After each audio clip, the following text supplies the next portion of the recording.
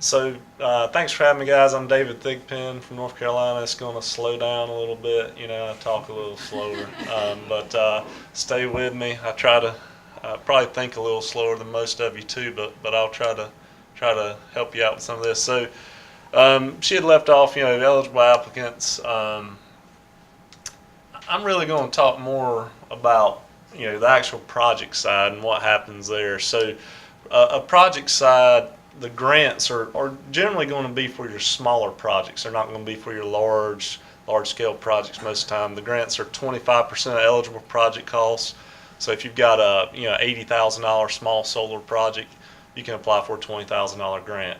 The scoring system, we've got a new scoring system this year. In the past, it had really laid more towards smaller projects, and it still does have a lot of benefits in how you apply and how the money's distributed out towards smaller projects. We actually have a pool of funds that we keep for grants of $20,000 and less that are separate, so they compete in a pool there, and so we keep those allocations separate, make it a little more competitive for smaller projects, try to get more folks involved. The loan guarantee side has been, and to explain, guaranteed loans is basically where the government is insuring a loan. So lenders drive that process. It's a credit enhancement for the lenders. Maybe gets more lenders involved. The guarantee helps a lender with their, if they're a smaller lender, a community bank, maybe they don't want to get involved in a $5-6 million energy project, but if they can get a USDA guarantee, it may help bridge that gap, so bring more people to the credit markets, and that's the intent of it. The guarantees can go up to $25 million. We have a scale, so a $5 million or less loan, we can guarantee up to 80%. When it goes 5 to 10 million, it'll drop to 70%. And when you get over 10 million, it drops to 60%. The guarantee program on the energy side is starting to pick up a little steam. We've gone from years of probably only having about $30 million of nationwide usage to last year we did 56 million. This year we bumped up to 160 million, and I think it's going to keep climbing from there.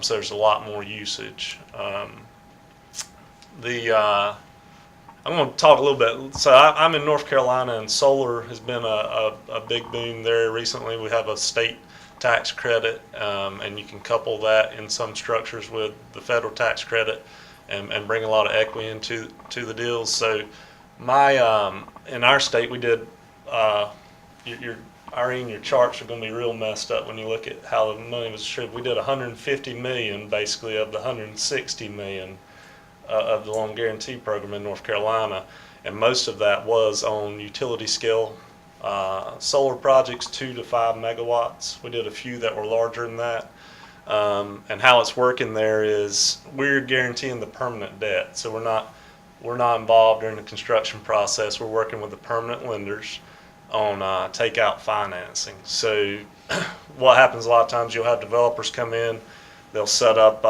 they'll have to have tax credit structures involved to bring in investors. That money comes in, and the sponsor, the developer, usually has to have some level of either equity or debt in the deal, so they'll go borrow the money for the permanent finance, and we guarantee that permanent debt on the solar assets. So the solar assets will have a PPA. In North Carolina, you can't do third-party sales. It's all utility sales, so it's Duke Energy's 90% of the state's supply now, so most of the contracts are with them on PPAs, fixed price, 15 years most of the time. So, but anyways, basically the loan guarantee program, it's available. Most any lender can use it. FDIC insured bank, Fed Reserve Bank, regulated credit unions, insurance companies, they could all participate in the program from the lender side. I'm going to just show you a few project examples. Here was a anaerobic digester at a dairy, so we participate a lot with those. That does two things. You get a waste management system upgrade for the farm, and then you also create some more revenue potential at that farm level. sometimes these are actually done by outside developers, and the farm benefits from maybe not having to put all the capital in, and they have some lease arrangements or whatever at their farm. Here was looks like a small hydropower project, likely in Idaho, I would guess. But we can work with small hydro. Looks like another digester project. They take a lot of different forms. We've done actually a few of those in North Carolina now with hog farms, so that's starting to catch on a little bit. And here was a utility scale project we did a loan guarantee on in Bunn, North Carolina.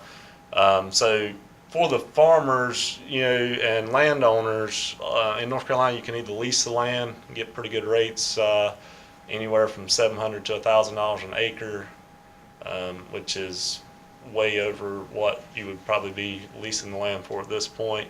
Or you can sell. Some developers will buy the real estate to do it on. This actual farm here, they actually still graze sheep on it. I mean, that was taken before it was 100% complete there, but they fence in the solar arrays, and there are some companies that are grazing sheep in those areas, so you can still use it for some ag purposes and help eat some of the grass so you don't have to cut it all. So that's starting to catch on. They're actually having a problem getting enough sheep to do it. There's so many solar arrays, so they're trying to grow the herds. It's a slow grow on a sheep herd. So yeah, they're finicky. So anyways, here was some local benefits for North Carolina. These facilities usually increase the local tax base. There is a tax abatement in North Carolina, 80% on solar, but you still, that site, instead of $500 a year in county taxes, it's going to be $22,000 to $25,000. So that's a pretty good benefit. They are developing long-term infrastructure there. The rates, the arrays, the power purchase rates are now, they're well below retail rates for the utility, so it's not a subsidized rate structure there.